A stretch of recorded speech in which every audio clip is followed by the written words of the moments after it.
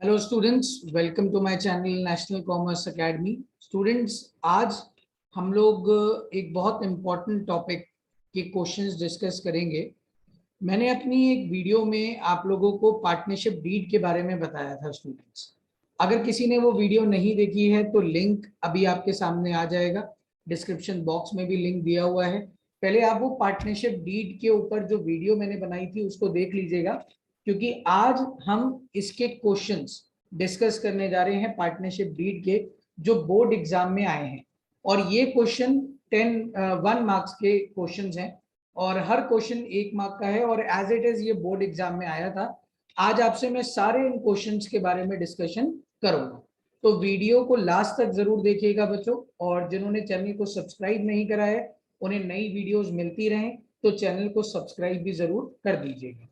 तो question number 1 बेटा, question number 1 कह रहा है कि पार्टनरशिप डीड साइलेंट है on payment of salary to partner Anita.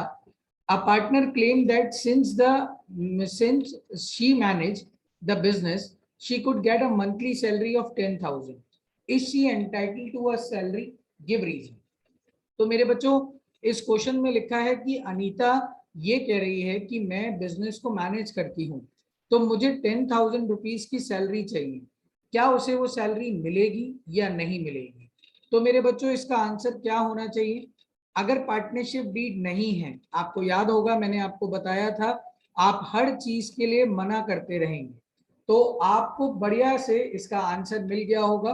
और आपको सॉल्यूशन में पूरा ये लिखना है कि since there is no partnership deed, तो Anita is not entitled to any salary. Is that clear मेरे बच्चों? तो क्वेश्चन नंबर 1 आपका क्लियर हो गया होगा। क्वेश्चन नंबर 2 के ऊपर आता हूं बेटा। क्वेश्चन नंबर 2 कह रहा है कि आपको कुछ प्रोविजंस इंडियन पार्टनरशिप एक्ट 1932 बताने हैं regarding the payment of remuneration to a partner for the services render. मतलब अगर पार्टनर कोई सर्विस दे रहा है बिजनेस में, तो क्या उसको रेम्यूनरेशन मिलेगी या नहीं मिलेगी? तो मेरे बच्चों, आंसर बड़ा सिंपल है, ऊपर हम डिस्कस भी कर चुके हैं। In the absence of any partnership deed, no remuneration. Remuneration in the sense means what मेरे बच्चों? सैलरी। तो कुछ भी सैलरी उनको नहीं मिलेगी। Now question number 3, what share of profit एक स्लीपिंग पार्टनर को मिलेगा जो 75% of the total capital contribute करा हुआ है in the absence of partnership deed? भाई पार्टनर्स बहुत सारे होंगे, एक स्लीपिंग पार्टनर है। अब स्लीपिंग पार्टनर होता क्या है बच्चों? जो घर पे रह के आराम करता है, वो बिजनेस के काम को मैनेज नहीं करता, वो काम को देखता नहीं है, वो घर में रह के सिर्फ क्या करता है बेटा? एसी में बैठा हुआ है गर्मी में और आराम कर रहा है। तो उसने 75% कैपिटल लगाई है। अब वो कह रहा है पार्टनरशिप डीड तो है नहीं, तो प्रॉफिट कैसे बटेंगे? तो मेरे बच्चों, अगर पार्टनरशिप डीड नहीं है तो प्रॉफिट कैसे बटेंगे? इक्वली बटेंगे। इससे कोई फर्क नहीं पड़ता कि आपने कितनी कैपिटल लगाई हुई है।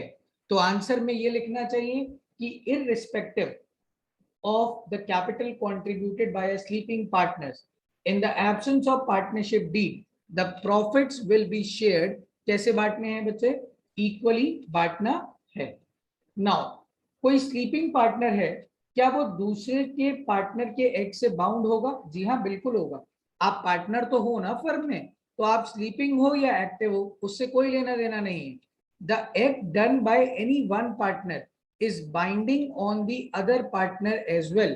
इसे हम principal agent relationship features of partnership में भी पढ़ चुके हैं। तो यस, आंसर लिख देता हूं कि ही विल बी लाइव। अब मेरे बच्चों, फिफ्थ क्वेश्चन बड़ा इंपॉर्टेंट है, इसमें बच्चे कंफ्यूज भी हुए थे। आप लोग भी आंसर सोच के रखिएगा। एक चैरिटेबल डिस्पेंसरी है जिसको 8 लोग मिलकर चलाते हैं। अब क्या उसे आप पार्टनरशिप फर्म कहोगे? Give reason in support of your answer. तो अब आपके दिमाग में चल रहा होगा कि सर मिनिमम पार्टनर 2 होते हैं, इसमें तो 8 लोग हैं, तो हाँ सर ये पार्टनरशिप होगी। लेकिन मेरे बच्चों, ये चैरिटेबल डिस्पेंसरी है। अब 2 रीजन है जिसमें मैं कह सकता हूं कि ये पार्टनरशिप नहीं है। रीजन नंबर 1 कि ये बिजनेस नहीं। बिजनेस इसलिए नहीं है क्योंकि बिजनेस हमेशा प्रॉफिट मोटिव के लिए होता है मेरे बच्चों। तो ये चैरिटेबल डिस्पेंसरी खोली गई है, ये बिजनेस नहीं है। मोर ओवर, इनके यहाँ पास कोई प्रॉफिट का मोटिव भी नहीं है क्योंकि ये चैरिटेबल लिखी गई है।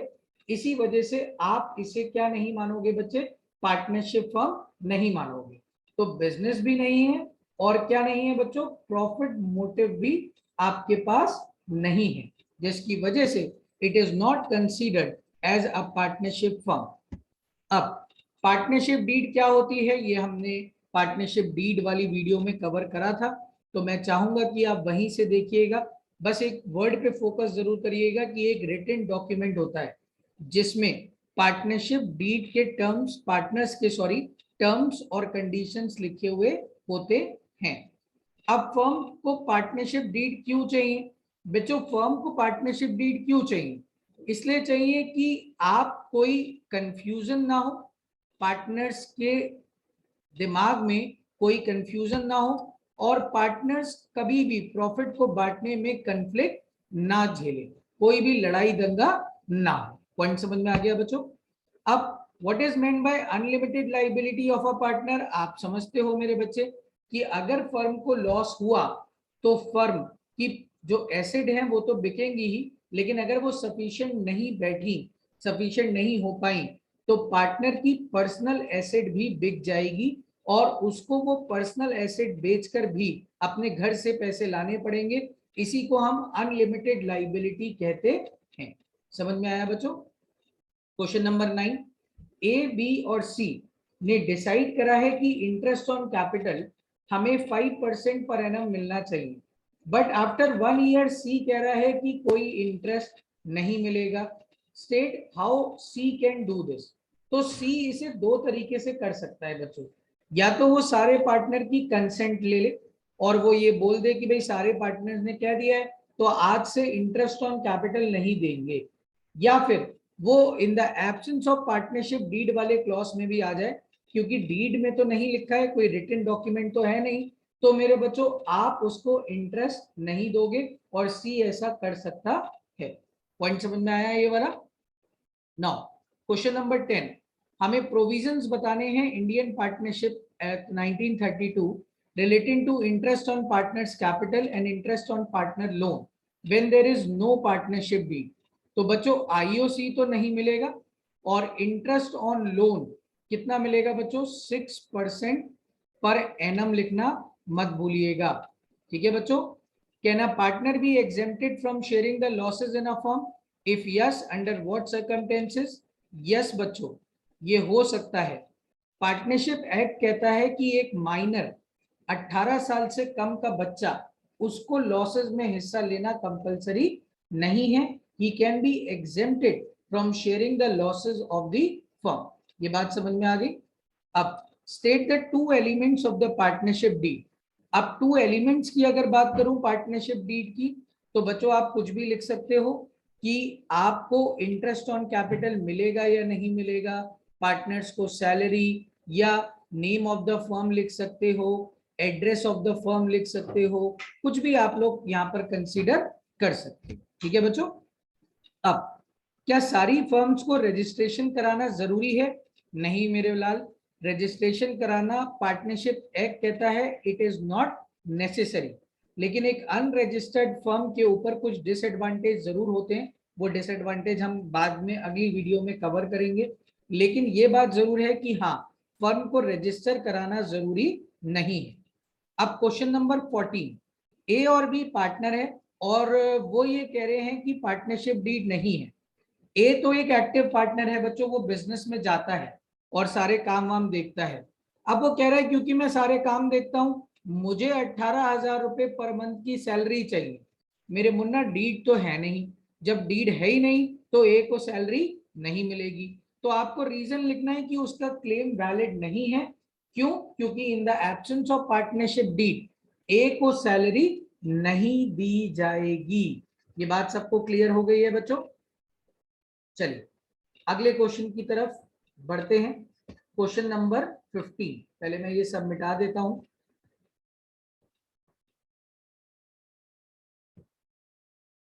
क्वेश्चन नंबर 15, सुरेश और रमेश पार्टनर हैं और उनकी कैपिटल 3 लाख और 4 लाख रिस्पेक्टिवली है। उनके पास पार्टनरशिप डीड नहीं है।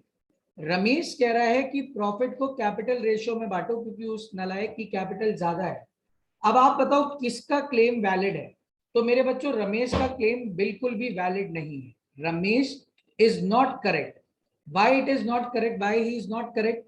He is not correct because अगर पार्टनरशिप डीड नहीं होती तो प्रॉफिट्स को कैसे बांटते हैं बच्चों? इक्वली बांटा जाता है।